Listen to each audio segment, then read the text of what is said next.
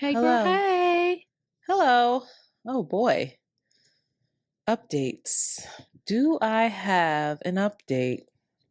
What has updated about me? Do, do, do, do, do. You go. I don't know. So, I was talking with somebody recently and they revealed something that is it just tickles me. It's the type of shit I live for. What? I even recorded this person, but I'm not gonna, I didn't have time to share it. So, they revealed to me that sometimes, I asked them, "What do you see when you have sex?" And they revealed to me that they see intersections.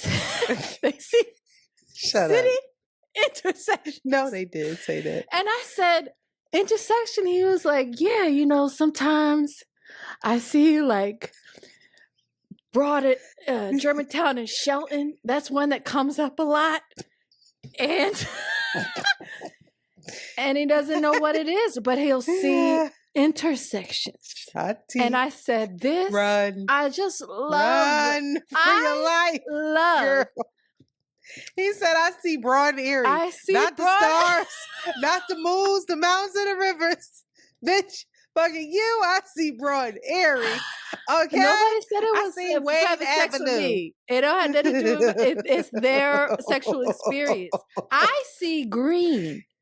I see the color I see skies green. of blue. Do you see images? Do you see my partner? Heaven and heaven. Oh, near me.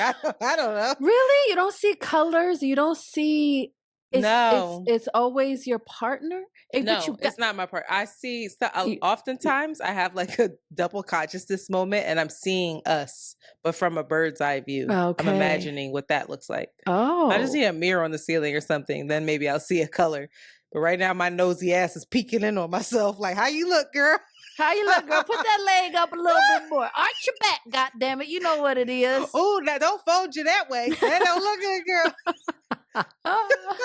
I want y'all to call in because this is the type. But why would you do that? Now we're going on break. They gonna call in when we're off. We can't even play any of the voicemails. We're gonna bring this the fuck back or we're gonna. Oh no, call in and then maybe we do a Patreon special or re-listen What to do them. you guys see? You really see green, huh? I see green. Shanti said, "You see greens or green? Green. It's all green. It's not money. Like grass. It's like you said. Pay me. I see green. I wish I was. That would be $500. He's green and here's actually. That'd be $50. Knowing me, 50 exactly. All right, I think leave it $50. Speaking of intersections, Broad Erie is crazy. Is the funniest shit I've ever heard in my life. Funny. It's not Broad and Erie. I couldn't think of what the intersection was, but it ain't. It is a Philadelphia intersection. Fantastic. Anyhow, you don't have any updates here. Well, why did you say back-to-back baths? You didn't say it though. You skipped it. Oh, it's bath season and my skin is dry. I'll take 2 to 3 baths if I can. Oh, absolutely. And you don't pay for water, do you? No, you pay for water at your apartment? No, I don't pay for water, girl. That's why we be taking all the baths. Yeah, I take a bath all the time. Oh, hug me. Comfort me. Please. Comfort me, hug me. Be warm. Oh my God, I have to be honest. Part of the reason why I came over to my apartment to record is because I have a bathtub and my partner does not have a bathtub on his floor. Bath too. I love your bath. Girl, you can soak your shoulders in that bitch. It's so good. I'm getting it reglazed, by the way. I know it's chicken. It's upsetting. I'm sure you saw it. Bath. I get nervous about filling your bath though. I said, God damn, that's a lot of water. I do. And the water be hot because of the project heat. Yeah, that water be smoking. Did you see the bath salts? Project heat is crazy. I left all of the humidifiers out for you. You didn't see them? Yeah, they were percolating. They was puffing and doing they were? Thizzle. Yeah, but I had to turn on a fan. That thing. I know. It's so hot. You could open the window. You'd be in there sweating. 2 degrees outside. Me the project heat. It's better than mine. Anywho. You were talking about, it's just made me think about this when you were like, oh, I'd probably have somebody give me $50 for sex. Ha ha ha. Whatever. Self-deprecating again. Not good. But Nikki Giovanni would have never said that. She would have been like, sex with me, so amazing. But I was thinking about, there's a white woman. I believe she's a porn star or an OnlyFans star. I don't know what she is. But she broke my heart because she had like come out of, I guess, filming. And she apparently had sex with, like, she was breaking some record, like sex with 100 and some men in 24 hours or something like that. And it was filmed, whatever. And she was being interviewed afterwards. And the guy was like super like nonchalant about it. Like, yo, how does it feel? Like, you know, and she's like, you know, and you can see her she starts to break down. She's like, I don't know. It didn't feel like what I thought. Like, and her eyes start to, she was like, that was a lot. Like, that was really a lot. And I think I looked in the comments and I was so heartened to see how many people were like, please get somebody, pray for her. There was a woman who was like, I want God to wrap his arms around you, to comfort you, all of that energetic exchange. Because you could tell that she had deep regret. She did not feel good. She went into it as a consenting adult and then was just like, you could see. Lily Phillips? I don't know her name. Okay. You could just see her and see her struggling with it. And so that really made me sit back, and I felt for that woman. I really did. And I was really, really happy to see how many people were just really supportive and sending her words of encouragement, not judging, not saying it's your fault, you know. So I don't know why I just thought about that, but I thought about that and it broke my heart. It really did. Young girl too. So take care of ourselves. That's a downer. I apologize. But damn. Yeah. Well, you know what? Chicken butt. I want to give a shout out to our Patreon community who supports us. You know, I want to offer you as a listener the opportunity to join our Patreon community. Antoinette, you made a great point that we should probably continue some of these conversations over on Patreon. I think that during is for the new year. Our intent is to really pour into that community and really create a community. You guys, even on the podcast, you know, with voicemails, help each other, are engaged with each other. And we definitely want to nurture that with our Patreon community. So please do and join for the new year. Consider joining for the new year.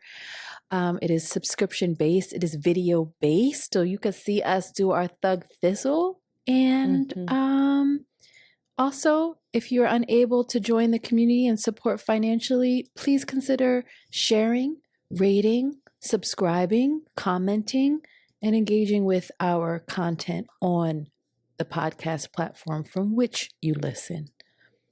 All right. And we're going to take a little bit of a break. Tia Tillman is a new patron, by the way. She just came in. Come on, Tia. Come through with the come through. Her full name. My bad. Damn, Tia, not the government. Sorry. We apologize. I apologize. Sorry. After these messages, we'll be right back.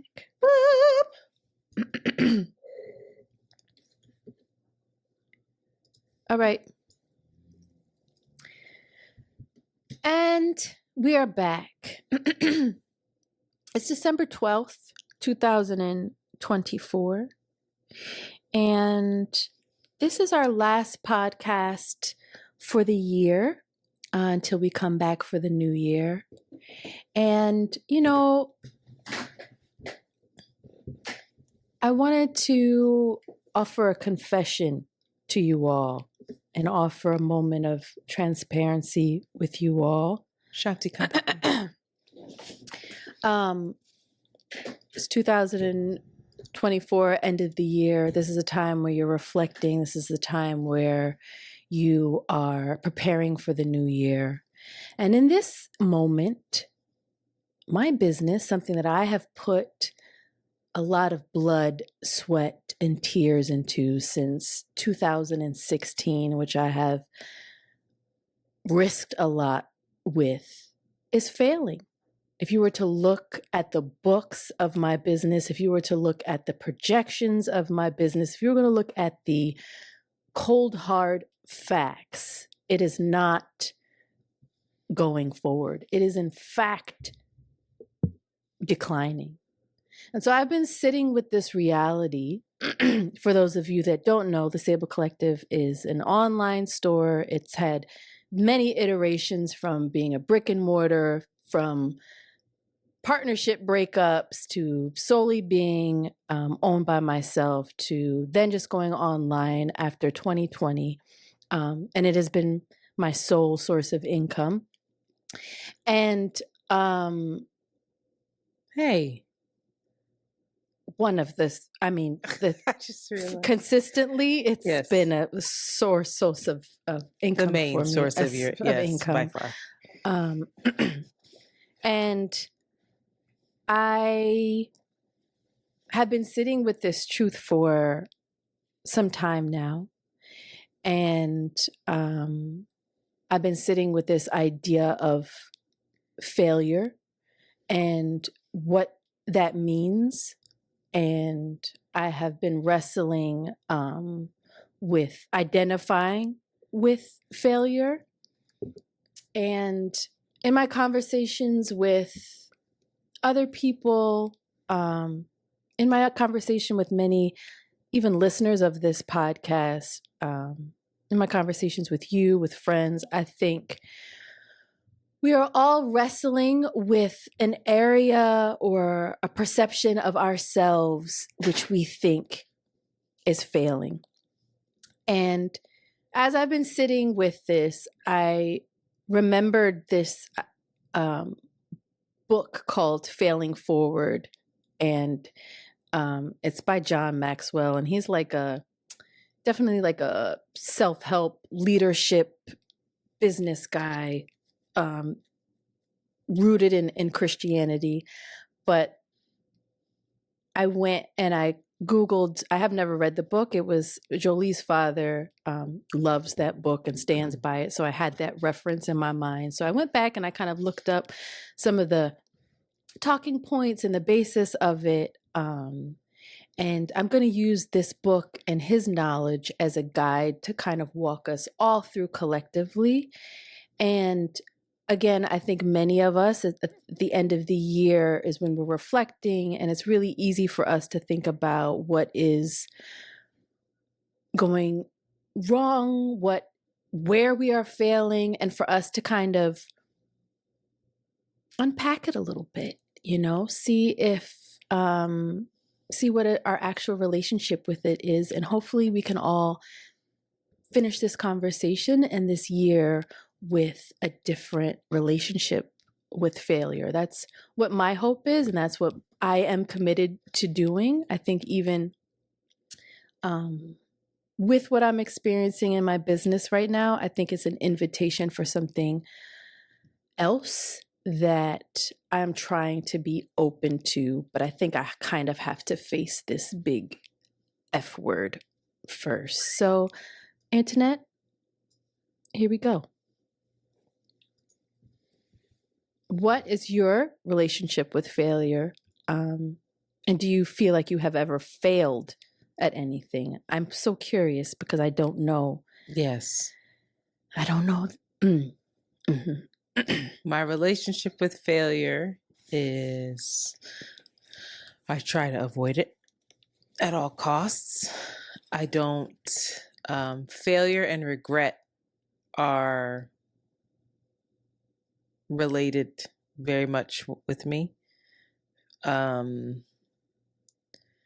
If I failed at something, I don't ever feel like I was meant to fail. I feel like I let myself down,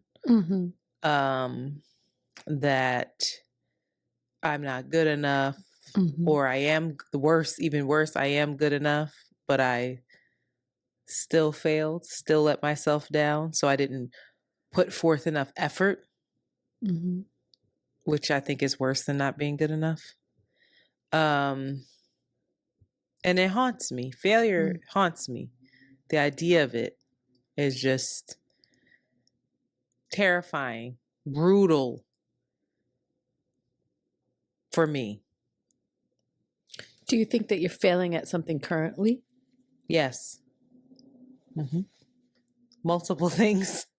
Is there one that you want to, and you don't have to, I guess that's not the point if you don't feel like it, but in your failure in it, do you feel like giving up? No, not right now. No. I think I think that same as you, it takes me down a shame spiral, and especially with something that is so connected to security or survival, it feels like the only option or the wisest option would be to give up. So I think I'm in a place of being like, how do I have the privilege to not give up? That feels like a privilege in a lot of ways. And if I'm not quite sure, or because I'm in a shame spiral, there isn't much clarity as to how to like navigate it differently. And so I'm going to walk us into the first invitation by John Maxwell, where he says, failure is not final, it's feedback. The difference between average people and achieving people is their perception of and response to failure. And so that makes sense. That makes sense to me. I think when I think about all the reasons that I'm failing, it all goes back to me, and I feel ashamed, and then it becomes, and I sat with this, an actual ego trip, if I were to really be honest with myself, because why am I not able to handle the feedback or the corrective opportunities that are coming? What makes me think that I'm not susceptible to failure? And what makes me think that we aren't meant to fail at some level as well? Why do I think everything should be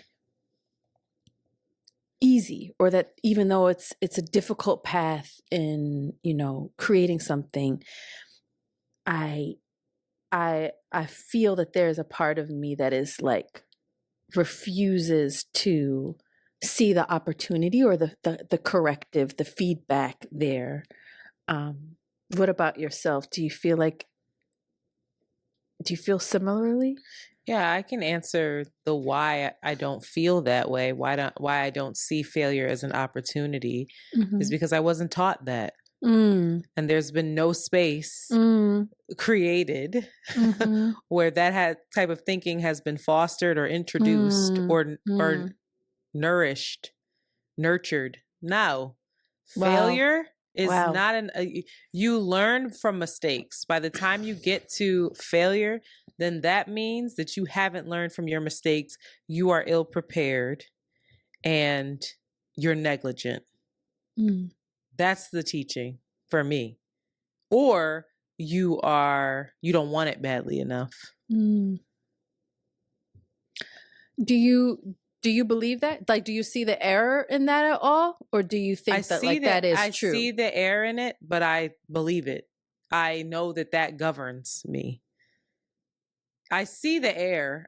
In this conversation, what you're saying, the error in it is exactly what you're inviting the listeners and me into is seeing failure as an opportunity to learn. the air is that there's no space for that opportunity. And I see it when we have this conversation. That makes sense. That is the type of world and the type of environment I want to live in. That has not been the reality. It just hasn't. And I'm so sorry. And lastly, failure. If I fail on the gymnastic bars, right? That's one thing. If I fail at what you're dealing with, which is a very real, this is my source of income, the stakes are high. Mm-hmm. And there isn't a whole lot of room for this space of, here's a soft bed for you to land on, Shanti. Mm-hmm. No worries. Take 2 years off so you can really analyze your business and use this as a learning lesson. This is space for you to learn. We want to see your business flourish. Just study, do whatever you need to do, get the tools under your belt, get a team, and onwards you go. We'll take care of all your other responsibilities while you do that. That doesn't fucking exist. So I also understand why I was taught the way I was taught, because my parents were like, it's not a soft bed. The world's going to kick your ass.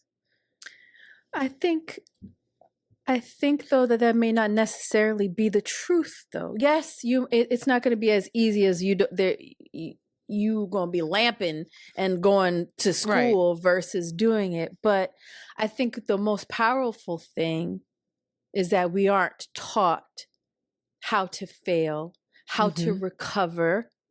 We aren't taught, even when you're seeing like the hero story of working really hard and then getting knocked down and then getting back up. Yeah, it looks good, but we don't really understand or given the emotional tools to like do that work of picking yourself up and to navigate the shame that comes with it or the sense of complete defeat. And that number 2, which leads me to number 2, he says, separate failure from identity. Failure is an event, not a person. Yesterday ended last night. And there's people that I talk to that are so defeated. They're so tired. They're so angry. They're so even angry at the world, right? Like they feel like there's just this great injustice. Everything that I do, I'm trying so hard. They may not necessarily have that same shame spiral. They're like, no, like I'm busting my ass. I'm putting everything into it. I'm looking for work. I go to this job and I put my everything into it and they just laid me off. Like something's wrong with me. Something's wrong with me. Something's wrong with the world.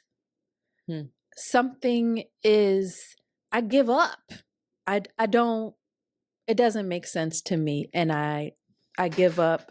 And I see a lot of people also, go as far as to say like this idea of God or this idea of grace, this like, I'm praying, I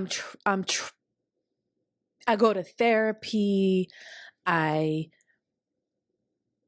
can't, nothing's changing. This does not let up on me. And something, I give the fuck up. And have you felt like that? I've never felt like that. I don't feel like that. No, I feel more, I sometimes feel like something's wrong with me. Like I just can't like get this thing together. I definitely internalize it. It's not a give up. Even in this, even with where the business is in this moment, I'm definitely not in a give up space. But I know that I don't necessarily have the right framework to pivot. I'm trying to pivot with like, I have an opponent that's beating my ass right now. And like, I haven't changed my strategy at all. I'm just trying to get back in with a limp arm and like the same moves that I have that this, person keeps uppercutting me. And you're trying to pivot with the business. I'm trying to pivot I'm trying to separate in this moment where I'm at in this stage is I'm trying to separate my failure from my identity. Yeah. And I'm trying to get a bird's eye view to be like, Shanti, there's information. This is all just information. And there's grace, there's change, there's possibility. There is the possibility that Sable is gone, but that doesn't mean that it's not final. It's just like it's to, what did Nikki say? That history is honest. It's just honest. Yeah, there's just like honest. A certain it's just information. It's just 1 and 1 equals 2. Now there's no judgment on it, good, bad. Yeah. It's just honest. It's just what it is. It is, and it's not who you are. Right. And there's a possibility there that is really hard to do when you don't have other information. You know what I mean? When I don't have the tools nor the other information. And I think when I listen to other people, I see that same kind of like myopic, like narrow view of like that you can put yourself into that gets you in a spiral. Then you just go round and round and round. Do you internalize the failure? Of course. I don't know how not You don't have the tools. I don't know how not to. I was raised that everything that you put out into the world is a reflection of you. Your name is on it. I was also raised that like, if that's the best you can do and you did your best, then there's pride there. There's no failure there. It's so tricky because what I think that like the things that I feel that I've failed at is being an artist. Failed at it, wasn't gutsy enough to go through with it, wouldn't risk adverse, not emotionally ready to take getting into a room and being denied constantly, or getting into a room and being told you'll get more work when you get older because you're heavy set, or getting into a room and hearing you're just too light skinned, even though this really works for you. Like it was that you internalize, like you are specifically saying no to me, to my talent, to what I offer, and to my makeup. Because it doesn't fit whatever vision you had. So that's one thing. The other thing is losing weight. I have failed myself how many a year, right? Of getting healthy, of really, really doing that for myself. And not just, I shouldn't say losing weight. My conditioning is conditioned though, of getting healthy, of feeling better. Yeah. I feel that I'm failing myself in being in the job that I'm in still. And haven't written that email yet. Now I'm at the point where I'm like, I'm not going to write it until the new year because people are going to be tied up with holidays and they're on vacation and everything else. So more delays, right? Other things like the things that I feel that we both feel that we're failing at are deeply personal. Sable's not a job that somebody hired you to do that you just get a paycheck. Sable's your baby. The way that Around the Way Curls is our baby. Sable is something you birthed. So Sable needing to take a pause, I'm going to say take a pause because I don't even like the idea of Sable not being here, but possibly needing to take a pause or pivot is you're wrapped up in that. And I don't think that we should judge ourselves for needing to do this work to recondition ourselves. Like you're not fucked up because you're not seeing it as an opportunity either. No. Like, don't tell yourself that either. No. Okay, I'm like... No, but I recognize, this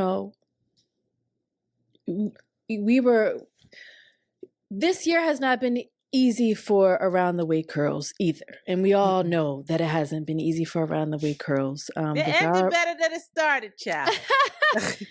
Exactly. And but that's to the point that I'm not in practice because I have this extreme fear, and yet there's this preoccupation with failure, right?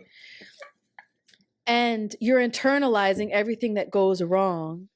You're not in practice of the ways of the growth that has happened, of how, and I can just speak for myself, how much better and how much more present and how much more, generosity I can even offer to this podcast, having gone through the difficulty and the conversations that we've had, which when we look at stats and stuff, those things don't necessarily correlate at all. But then it feels like a failure to us. It feels like, oh, we're fucking up when we probably did. It would probably be even more scary if we had a lot of pressure, a lot of shit on the line, a lot of eyes on us, and didn't have a conversation that we needed to have. But we're not necessarily in the practice. Stakes aren't as high either. Yeah, but but we wouldn't, unless you're like, if you're only focusing on this idea of success and as well as obsessing on this fear of this thing haunting you and, on your back, you cannot really see the growth. And again, the possibilities that you and the strides that have taken and the good things that have come. I think that we can obsess about failure, right? We can say that failure feels deeply personal to us. That does not mean that we are not being avoidant when it comes to failure. And I think that what you just talked about with us was that we needed to have these hard conversations, yada, yada, yada. We stopped being avoidant. We faced the thing head on. I think another part of this failing forward theory is that, and of like just failing in general, where I think we struggle with seeing failure as an opportunity to learn and to pivot and as information, because we don't fail and then analyze the failure to get better. We avoid it. There's shame. I'm avoided. I cast it out. We tell ourselves, that's not who I am. That's not who I am. Baby, maybe it is a little bit, your patterns are in there though. Oh, absolutely. So and that's you gotta painful look to at, see. and that's painful. So I think that's another place where instead of just making excuse, like, oh, I didn't, I'm going to avoid these feelings because they don't make me feel good. That I have regret there. I have this, I have that. It's, I'm going to face this head on. Why do I have regret? Why wasn't I ready to hear whatever I needed to hear? Why did I make these decisions? What is the real driving force behind why this is the outcome? Go ahead. Sorry. And I just think that those are the things. It's the debrief, right? I always say this at work. I'm like, the project plan is important, right? All of this work that we're doing to get this project up and running, to be successful, hella important. Equally as important is the debrief. It's you have to do that. And we skip over it to go to the next thing. Because debriefing requires a pause. Debriefing requires a reflection. It is not in the action of moving. It's in the action of... You don't know how to move because you don't even know how you just moved. And you don't know how to... And then you can't stop moving. And so you're in this spiral of like, the fuck? And you have to look at what moves you just made and see what worked and what didn't, and then pivot. And then pivot and have the courage and the commitment to change. Because it's beckoning you to change. It's inviting you to change. I know how I got here. I know how it's directly connected to the parts of my life that I'm like, I don't I don't know how to begin to unravel that, or I don't want to unravel that. Or again, the ego part, it's also connected to the ego part of like, but it should be easier. I want it to be easier. Even the learning part should be like, I should be hungry and I should be excited to learn. It needs to be like this thing versus no, sit your dumb ass down and do the hard shit that you don't learn. It doesn't feel good. Learning isn't fun to an extent. It isn't. Not this type of learning. Not from these type of life experiences. I do think that there is not a whole lot of authenticity in giving yourself grace until you've done that work. I can give myself grace on something when I know that I've really learned from what I live real. Excuse me. I can give myself grace from something when I know that I've walked away with an actual lesson and better. Mm-hmm. I can say I can give myself grace for that decision I made. It got me here. If I am avoiding that thing, then I have not learned what I needed to learn. I have not put things in place to be better. I have not taken whatever course I need to take to not make that same mistake. I have not put certain things in place to ensure that I am disciplined in certain areas. That is when the grace is a lot harder for me personally. Oh. Because now I'm just giving myself excuses because you haven't really, I don't have to beat myself up, but you haven't really looked at yourself and you haven't had an honest conversation with yourself. And that is when where I'm able to be like, okay, give yourself some grace. You're doing this work of seeing yourself. But when I'm just avoidant, I'm just like, I know I'm being avoidant. So it's like, now I'm even more fucking mad at you, girl. I'm even more ashamed because you won't even deal with that thing. Yeah, but the avoidance also needs, I think that there is always a need for a soft space to like recover. I don't know that you can recover without some type of nurturing energy, some type of stillness. It has to be I don't think that any of that has to not be nurturing. I think looking at yourself, you can do that in a safe space with guidance, be nurturing and kind to yourself. But for me, I have to be doing that in order to offer that to myself. I know that when I'm being really hard on myself is when I'm avoiding something and I'm mad at myself for avoiding it. And and it's haunting me. And I'm talking poorly about myself is because I know that I'm not doing what I need to do. And sometimes it requires the compassion to talk the scared part, the hurt part, the avoidant part, to be like, baby girl, sit down with me. Face it. It'll be okay. I know you're scared. I know you don't have the tools. I know you don't want to be rejected. I know all of these things. So that leads us into the number 4, shift from fear of failure to focus on learning. The greatest mistake we make is living in constant fear that we will make one. And that's where also I want to get into what happened. Nothing. What happened? I just drank water and I'm so sorry. I thought my top was on there and it wasn't. Child. And it just spilled all down my face. And then I realized I was on camera, so I couldn't even keep going without I was like, shit, people gonna see that. Anyway, go ahead. I think, for myself, for people are in, and there's levels to it, right? But when you're at this space of like, all right, what is this stalling? What is this spinning? What is this rejection?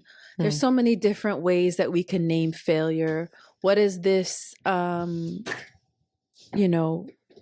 constraint that you're putting yourself in? What is it trying to teach you? Because it always, to your point, is connected to something that is asking you to grow. It's asking you to acknowledge it, to name it, to nurture it, to change it, to develop it, to stop it.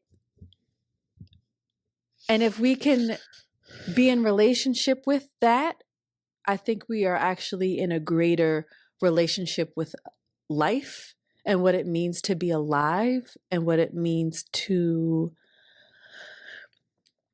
be on this journey, right? Because everybody talks about this journey, but like, what does that mean? Are you being dragged? Is that what the journey is? You just being dragged? You being pushed? You being, could somebody else's shit pulling you along? And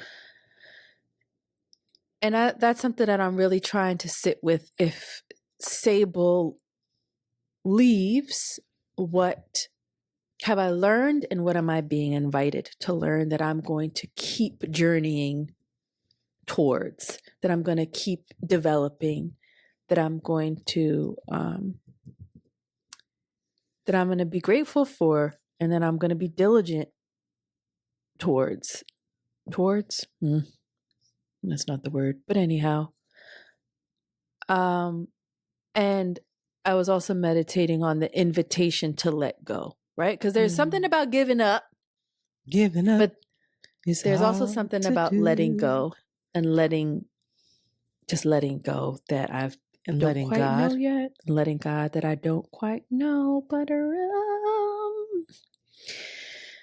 all right. Lastly, this is the last one, number 5. Redefine success and failure. What is our definition of failure? What is our actual definition of success? Is our life rooted in succeeding? What are we prioritizing? I don't have the answers to these, just so y'all know. But I think at the end of this year, and all of us have had our own trials and tribulations, and all of us have a relationship with failure. What does that mean? And what is the opposite? What is success for you? Success, according to Webster and them, is the accomplishment of an aim or purpose, which is annoying because that leaves it up to you to determine what the aim and purpose was. And failure is a lack of success. Fuck you, Webster. So you basically have to figure out what your aim and purpose is. And that brings me back to when you were like, what's the shared goals? I think even in a business, that's so important. Why am I doing this? What's the reason? Did you do it? If so, you didn't fail. Could you have done it differently? Get rich. That wasn't why you. I remember why you started Sable. And that's not what you said. I want to. No, I know, but that's the way capitalism get her little. She a little thought. What's her name? I don't know. Capitalism cat.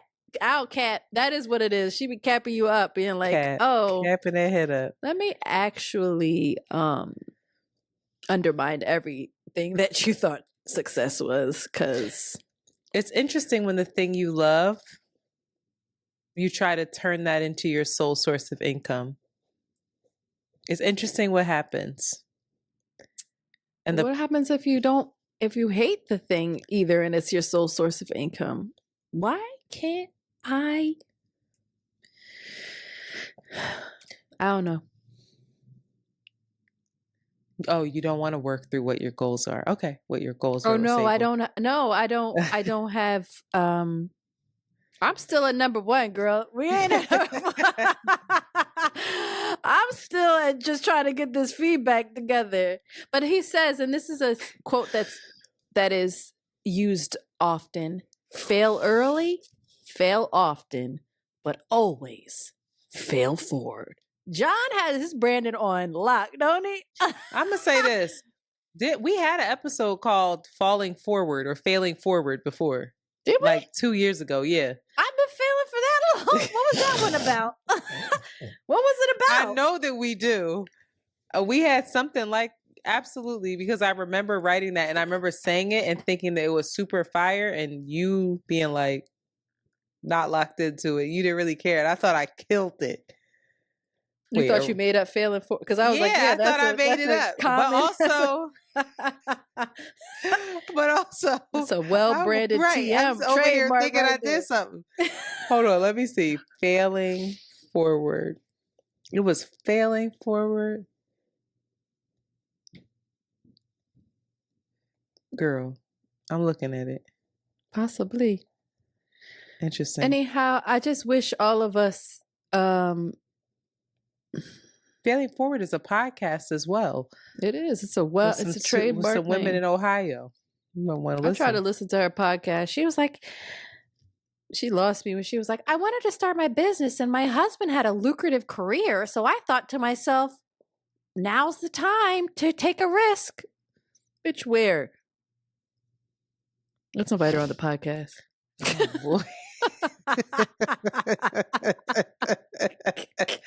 Hey, bitch, want to talk to us about how you failed forward with all the security in the world? Please. Apologies. I was failing forward up. It's real tricky. This money thing really is a problem. But it can't be all I think about, right? Because if I were to even, as I'm thinking about the feedback, as I'm thinking about how to pivot, there's definitely a way to keep going and still put bread on my table feet pictures. Stop fucking playing, bro.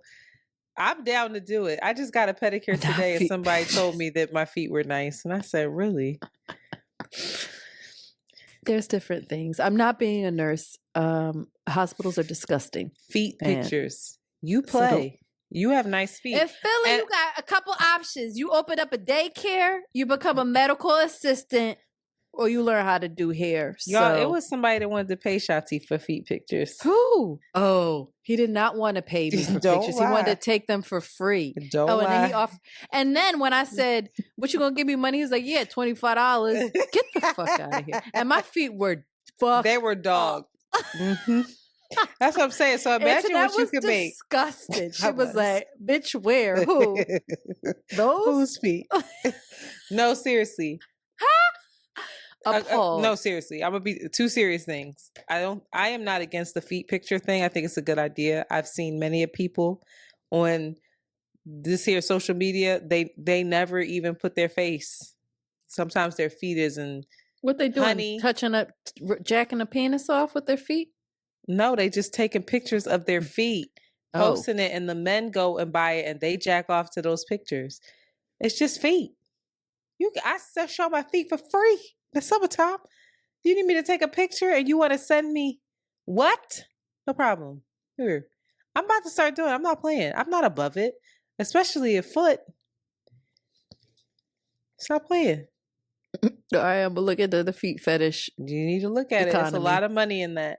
And then my second serious thing is that I support you. I love you.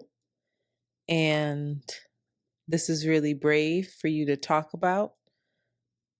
A lot of people just put up that IG post like, after this many years, we're closing our doors, final sale. I don't, my heart of hearts feel that coming from you. In this moment, it's failing. It's not a failure. But if you were to look at it, be like, oh, I don't mean a bitch. Don't count the kid out. And we won't. And that's the thing, is that I think that with the right help, with the right team, with the right strategy, that lots of things are possible. And it might look different, and maybe it scales back. I don't know. But I want you to know that you are supported. And if there's anything I could do to help, I will. Y'all, I just bought a fly green bag from Sable. Y'all fucking sleep. What's the Sable discount code for Around the Way Curls listening?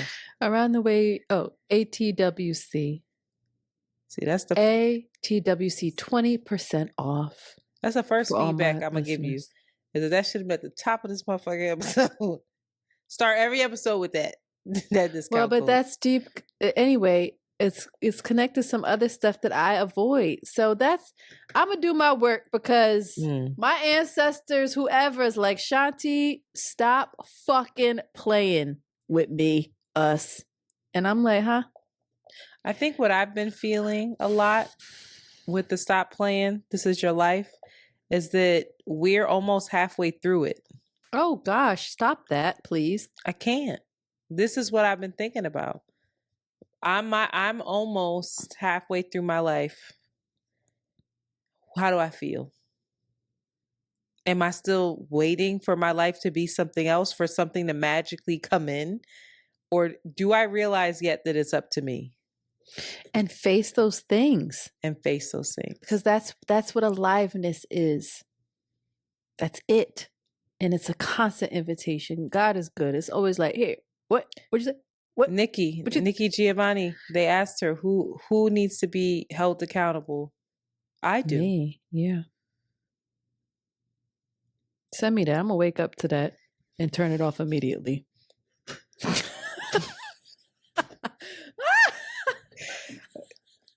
Somebody listening to this podcast is like, I can tell Shanti what she needs to stop playing about. But also, you're a fucking riot, so it's hard. It's hard. It's tricky, y'all. She funny until that's really her inner voice, and then it's like, all right, bitch, simmer down. Yeah, well, I'm starting back at therapy, hella high water, so that should be helpful. That's good. I got real niggas that are around. I got brilliant people that are around. I'm not at a loss for resources. So God is good,